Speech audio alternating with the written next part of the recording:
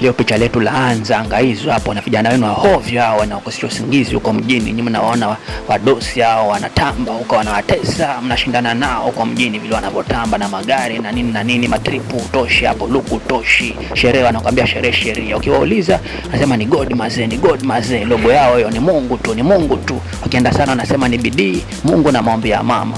Mungu bidii na maombi ya mama, ndo hayo sasa maombi yenyewe hapo wanasafisha nyota hapo. Endelea kushindana nao tu, hata kutoa ngewa utapasuka msamba. Naona hapo mambo ndo kama hayo sasa hapo. Ukiuliza anakuambia ni Mungu tu, ni Mungu tu. Hapo wanasafisha nyota hapo, akitoka hapo wanatamba wenyewe kwa hawajengi hao.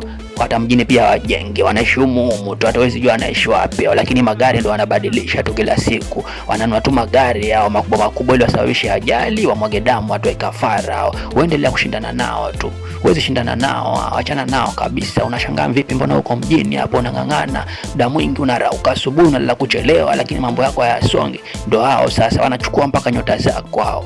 Hawafanyi kazi hao, ni kulelewa tu na mishangazi, nao wenyewe pia nao sheria wanakuambia hao, lakini masharti ndo hao utaweza, hakuna kusaidia familia hapo. Lakini ukiambia unataka pombe wanakuambia tumatili, lakini sijui school fees, sijui hapo rent na nini, hawasaidii kabisa hao.